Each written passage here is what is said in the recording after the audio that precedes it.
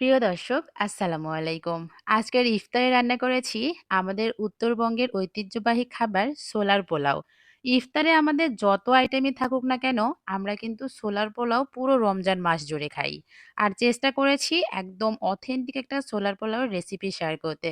আমার recipe follow করে একদিন ছোলার পোলাও অবশ্যই ইফতারে রান্না করে খাবেন। আশা করছি ভালো লাগবে।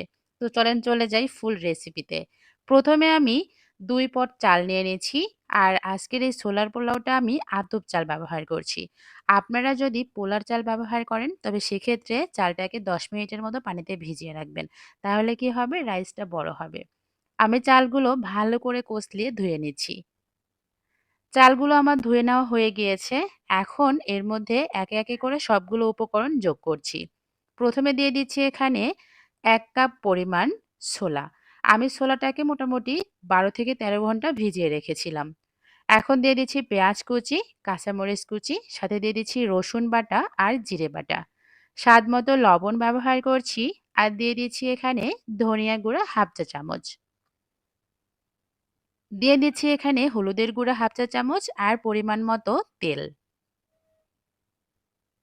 সবগুলো মসলা আমার দেওয়া হয়ে গিয়েছে। এখন হাত দিয়ে ভালো করে মাখিয়ে নিতে হবে।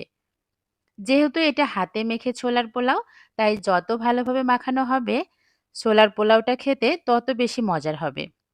মোটামুটি ২ থেকে ৩ মিনিটের মতো এভাবে মাখিয়ে নিয়েছি। এখন এখানে পানি ব্যবহার করব। আমি এখানে ঠান্ডা পানিটাই ব্যবহার করছি। ৩ কাপ চাল আর ছোলার জন্য আমি এখানে ৬ কাপ পরিমাণ পানি ব্যবহার করছি।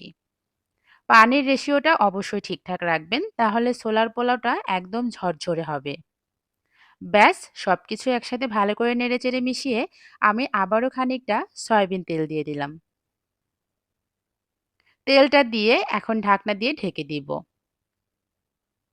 ঢাকনা দিয়ে ঢেকে চুলার গ্যাসটা অন করে দিলাম। মিডিয়াম হিটে রান্না করে নিব। প্রথমে একটা বলক উঠে আসলে সবকিছু একসাথে নেড়েচেড়ে মিশিয়ে নিলাম আর এই পর্যায়ে আমি লবণটা চেক করে নিলাম। পরবর্তীতে কিন্তু লবণটা চেক করার আর কোনো অপশন নেই। এই পর্যায়ে লবণটা চেক করে নিতে হবে। এখন ঢাকনা দিয়ে ঢেকে একদম পানিটা শুকিয়ে আসা পর্যন্ত রান্না করে নিচ্ছি। আর এই সময় চুলার হিটটা মিডিয়ামে রেখেছিলাম। পানিটা যখন নিচের দিকে চলে যাবে, আমি একটা খুন্তির সাহায্যে ভালো করে নেড়েচেড়ে নিলাম। নিয়ে একদম চুলার হিটটা লোতে করে দমে রেখে দিলাম ১৫ মিনিট।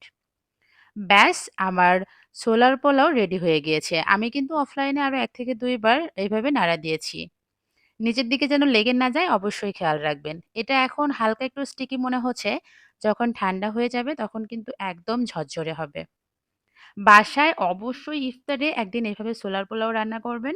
এটা যতটা দেখতে লোভনীয় লাগছে খেতে তার থেকেও বেশি মজার।